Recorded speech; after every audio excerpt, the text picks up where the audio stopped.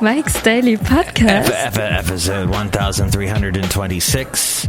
Hello, it is Mike Matthews, broadcasting from Cafe Anyway, located somewhere in Podcastro Valley, Mont. 336mm Daily, that's 336mm Daily, to call us here at the last place on Earth. Today, the Brewmaster, the Disgruntled Fiddle Player, the Benita, and we will get to the segment, This is Interesting, and I am so happy it's Friday. Mike's Daily Podcast. Oh, my podcast picture has to do with me and a horse. So that's fitting. Mike's Daily Podcast. Because Benita will be stopping by. Hey, how you doing? It's fun that when you are grooving to the music like I'm doing right now, and I realize that I'm standing next to a cow. Wow, where did that come from? Mike's Daily Podcast. The cow was stepping on my foot. Not very pleasant. Hey, I was Mike's trying to get my steps in. Daily That was a reference to Podcast. the last show. Yeah! Fitbit. You know, I got my first Fitbit back like in 2010, 2011, somewhere in there. And I lost my Fitbit when I was walking. And I emailed Fitbit and said, hey, I do a podcast. Do you want to be on my podcast and give me a free Fitbit? And they go, Mike, we don't want to be on your podcast, but we'll give you a free Fitbit. Well, that's very nice of them. Look who just walked in. Hi, Mike. It's Benita the Rodeo Queen. How y'all doing? I got Nelly. Hi, Nelly. Oh, I got a picture with Nelly coming up in the podcast picture. And this is the Disgruntled Fiddle Player tell you what. What? I'm really happy that Kim Jong-un is scared. He's scared of us and whatnot. You're happy about that? Yeah, because he ain't going to give us no guff. Okay. No, I think he's giving us a lot of guff, but, well, I'm not a foreign policy expert, but I do know... foreign policy. But I do know someone walked in. Oh, Mike, I make the root beer. Have some delicious root beer. Oh, boy. I know there's some French election happening. And I know that when I moved from Alabama to California, in Alabama, I had purchased a huge 4-drawer black file cabinet, metal file cabinet. And my former wife and I were like, let's move. And here's today's podcast picture. Back to California. Moving to the Bay Area. And this is a podcast picture of the Bay Area, and I am petting Nelly the horse, Benita's horse. Well, actually, in parentheses, this horse belongs to someone else that lives in Castro Valley somewhere. But they got them right now boarded at this wonderful, huge field that the East Bay Regional Park District, and I think EDMUD, East Bay Municipal something underwater district, they have this huge facility that you can have your horses be at. And they were just running up and down this hill, and they came up, as soon as my friend Katie and I came up to this fence with our dogs. Of course, I have Basil the boxer with me, and she has her dog Mally, and these horses came walking up to the gate. It was so funny. And Basil gets all nervous. He starts to eat grass. And the horses are looking down going, oh, I do that. And it was a fun moment. And I got to pet this horse that was so friendly. And Katie got a picture of it. Thank you, Katie, so much for this picture. This is actually a podcast picture she took. So this is the podcast picture. And this is a file cabinet. The story was about a file cabinet anyway. And I said to my former wife, hey, do we want to take all the stuff that's in the file cabinet out before we move it? And she goes, no. And I said, excellent. Because I didn't want to take all those papers out and put them in boxes. And well, that was kind of a bad idea, because now this file cabinet still weighs a ton because it's got all the papers in it. But we moved it. We somehow got it on a dolly, put it in a truck.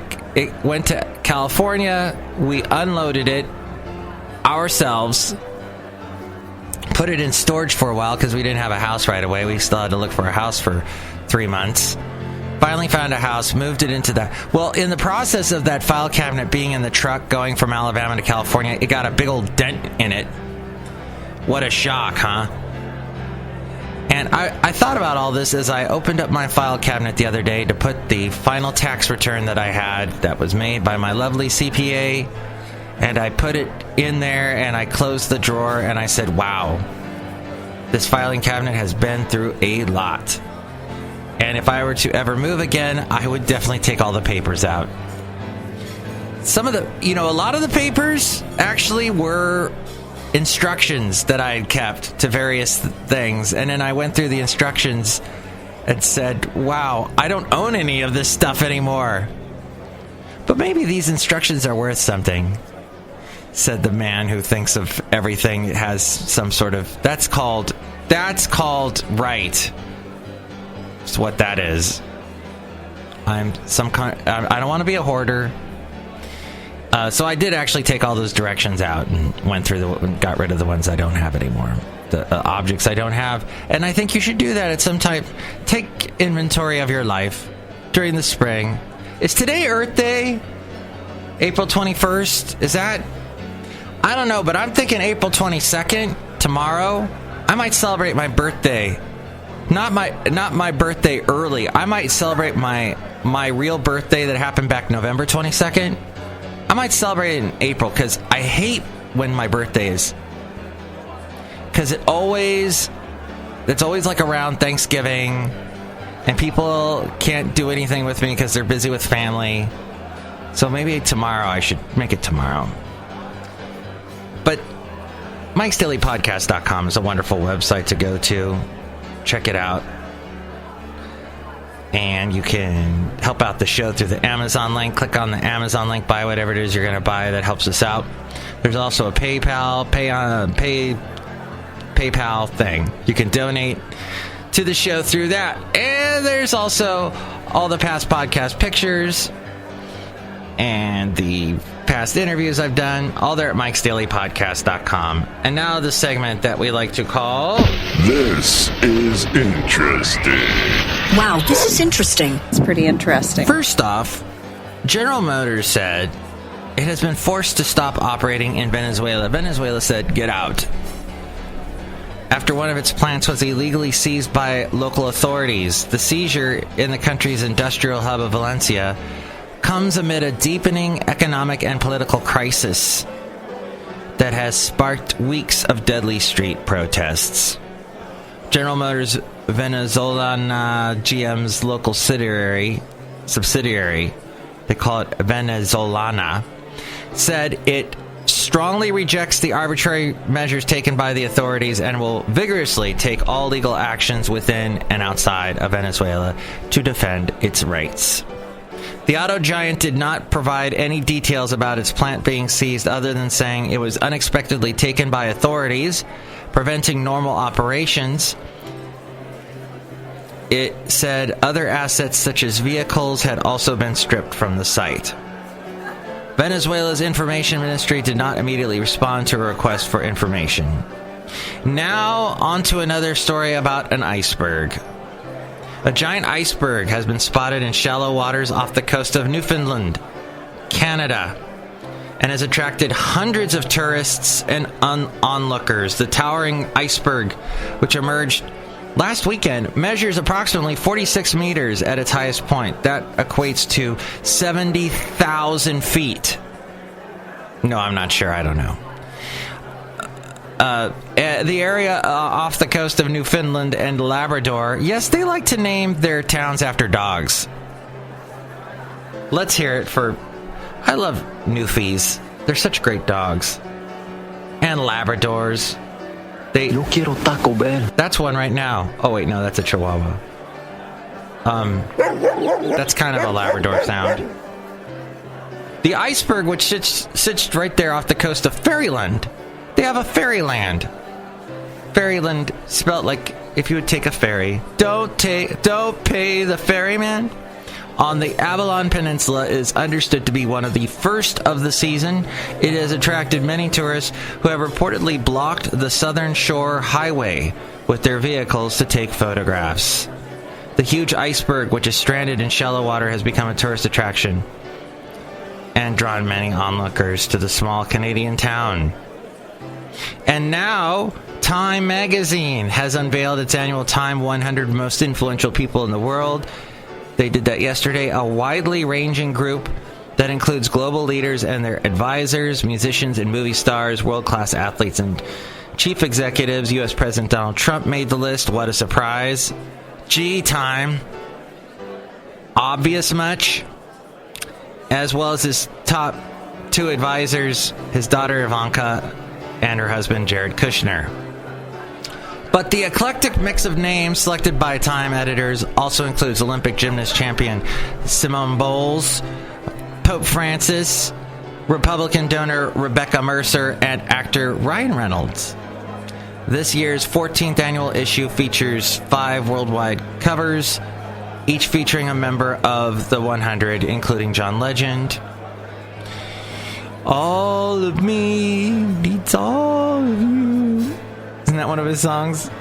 I'm gonna love you like he does that one with that girl. Actress Viola Davis, Amazon chief Jeff Bezos, philanthropist Melinda Gates, and British actor Riz Ahmed. Some years the list has the feel of a loose, lively dinner party, people who mostly don't know each other, but it would get along. They'd get along if they did. This year is a bit more complicated, said the Time editor-in-chief. Finally, Instagram is cracking down on fake account activity. Don't you hate when you post something on Instagram and all these fake people, fake entities give you your picture, and all they're trying to do is get you to click on them to look and see who they are and then click on their website and all that. Not that I've ever done that. But they're trying to crack down on fake account activity with the closing of Instagress, a popular third-party service that advertised itself as an automated way to, quote, get real Instagram followers and become incredibly popular.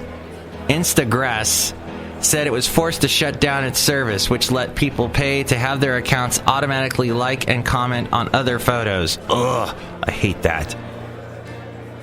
They were asked to, by request of Instagram, to shut down. The tool is, quote, like creating a small robot clone of yourself with the same interests and style, then letting it work for you on Instagram to gain followers. But now it's shut down. The move signals that Facebook-owned Instagram is starting to address the proliferation of so-called bot activity on its platform. An Instagram spokesperson said that we don't comment on specific apps and shared a link to Instagram's developer policy, which prohibits the selling of Instagram data by third parties. A photographer named Calder Wilson described how he used Instagram for 2 years to like thousands of photos and make thousands of comments per month. Oh, I hate that. I hate you photographer person. As we go outside a cafe anyway, we're bringing a Mike's Daily Podcast somewhere in Podcastro Valley. That's what I really don't like about Instagram. That's why I'm not on it much. Just maybe, I think on Sunday is the only day of the week I do it, but... Well, I think we'd like to wrap up the show nicely right here, don't you? Because next show, we're going to have Madame Rootabega, Valentino, and Bison Bentley. Enjoy this Earth Day or whatever today is, and enjoy your weekend. And enjoy me on my country show tomorrow and on Sunday. Country Crossroads Radio. Perhaps a lovely horse will stop by, because horses seem to like country music. And I will be on there tomorrow afternoon and on Sunday afternoon playing country, bluegrass, and Americana. All right. Goodbye. Mike's Daily Podcast is written and produced and performed by Mike Matthews. His podcast is super easy to find. Download or listen to his show and read his blog at MIKEs-DAILY-PODCAST.com. Email Mike now at MIKEs-DAILY-PODCAST@gmail.com. See you tomorrow. Bye!